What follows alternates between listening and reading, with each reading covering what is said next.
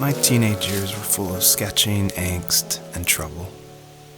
I wasn't popular or unpopular. Maybe just forgettable. I guess that gave me a sense of freedom, so I hung out with crazy kids doing crazy things, even though I mostly just watched the chaos ensue. We did it all. Put fireworks in mailboxes, hide roadkill in people's garages, break windows of the barber shop in Anchorage. My dad was furious, but he was so busy working he couldn't do much to stop me from going out. I think being an adult means there's no one to stop you making hard decisions. He had to make a living, and he couldn't be in two places at once. Yeah, I realize that now. But at the time, I was sure he was more interested in growing his business than what was going on with me.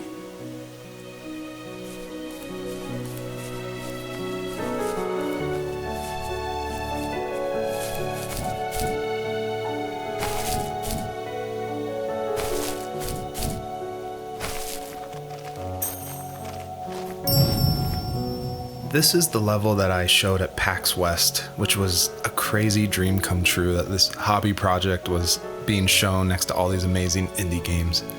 So I decided to show this level because it's smaller, there's like some jumping puzzles, and I thought it was a good entry into the game. But the one thing I can't seem to forget is right before we opened to the public, there was an indie dev superstar. Like, you've definitely heard of his games. And I was like terrified. He wanted to try it out. So I said, of course, like, please give me your feedback. And he was super nice, super talented, of course. But this embarrassing bug happened, which I'd never seen before in my life, where when he dug the item up, he jumped right after, and it created the dust cloud to permanently be on the rest of the level. It wouldn't turn off. So it looked like this fart cloud following the fox as it just kept running with this beautiful music and serious voiceover. And it was horrible. I think about that every time I look at this level. But, I was able to fix it, so I'm glad someone could at least find that bug.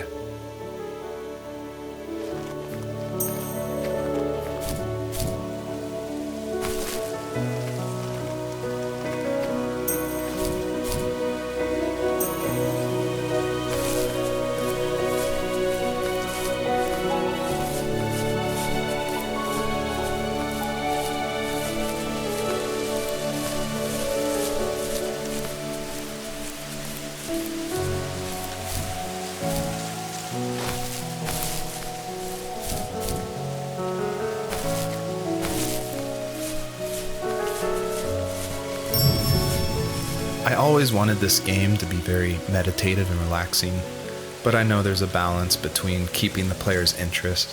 So I added this butterfly jumping mechanic just to spice things up. I used a plugin called Playmaker for Unity, which in a visual editor lets you do interactive things, which is perfect for me because I do come from a film and design background. But on the flip side, I really wish I was good at code, because this jumping mechanic, the jumping mechanic in the whole game actually has frustrated a lot of players. But hopefully I've been able to fine tune it, so it should feel a lot better now. I would just hate that this meditative game would get frustrating, so I've definitely I've lowered the gravity, I've made the jumps more consistent, so hopefully people can just focus on the world and the story.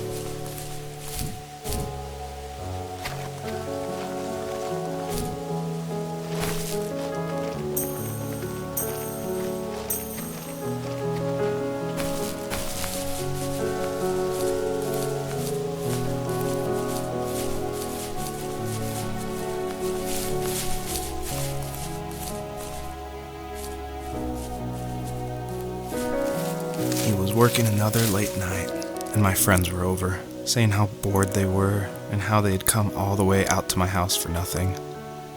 One of them mentioned how that old, ugly beyond belief truck was still in the garage, and how we should take it for a spin. I was only 15, so I kind of fought it for a while.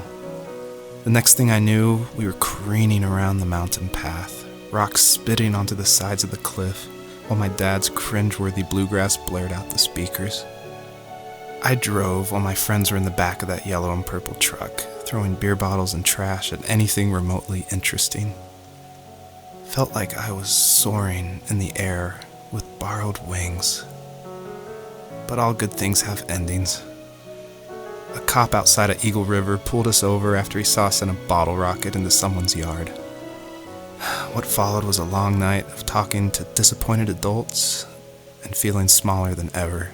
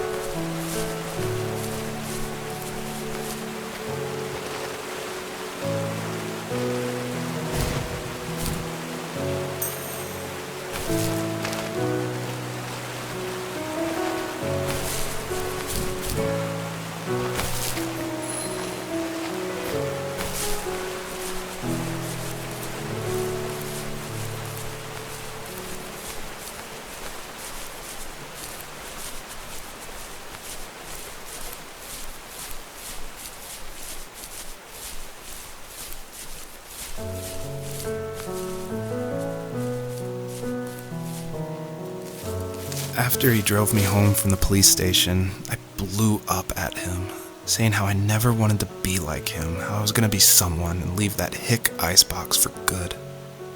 He just looked forward at the road with tired eyes. I took out that bluegrass tape from the cassette deck and chucked it out the window. In my sage teenage wisdom, I thought I had proved the ultimate point. But my dad had a different idea. He slammed the brakes, slowly bowed his head while gripping the steering wheel, and finally looked at me. All he said, like it was a polite request, was, "Make this right." I sat there in silence, fuming, but I eventually got out and combed every square inch of the woods, muttering profanity after profanity. I found it 30 minutes later, near a small waterfall off the road. I went back to the truck, put the wet tape back in, and sure enough, it worked. We didn't speak another word to each other the rest of the night. Wow, I knew you were a crazy teenager, but... It's hard to believe, isn't it? It surprises me too. It's like I didn't really know who that kid was back then.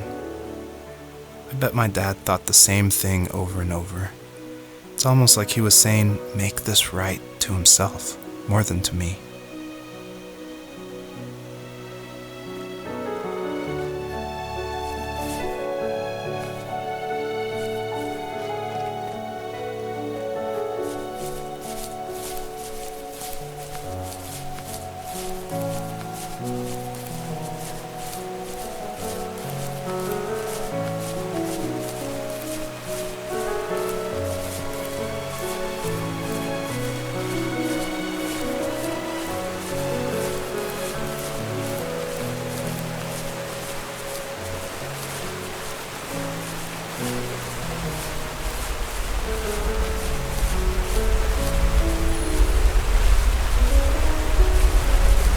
My friends would laugh about that night and talk about how crazy it was, and I laughed along, pretending it didn't bother me.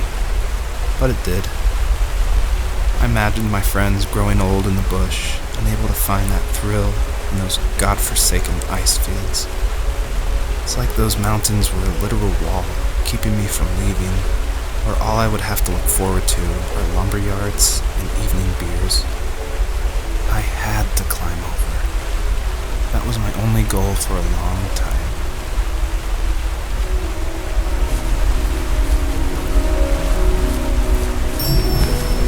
You may have noticed there's a little pond here, and believe it or not, I tried everything I could to get swimming working in this game, and I just could not do it, unfortunately. And so all the water in this game you can just stand in, which is, it still like bums me out, but the systems were not working, it was buggy. So I just had to throw it out, which, you know, I think it's okay. Like, I wish it was there, but again, the focus of this game is on the story.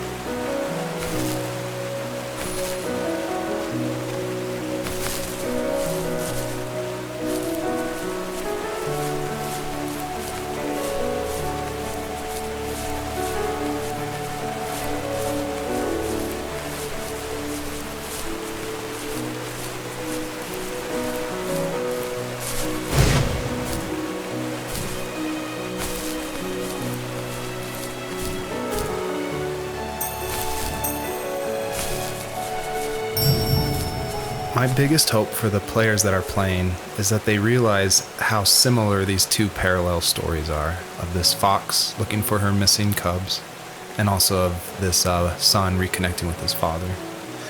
And so I try to add little touches in the voiceover and in the environment to help draw those parallels, even if they seem totally dissimilar. A big example is the truck, for instance, that Joseph grew up with. It's purple and yellow like the butterflies for this fox. So I tried to add as many touches like that throughout the story as possible.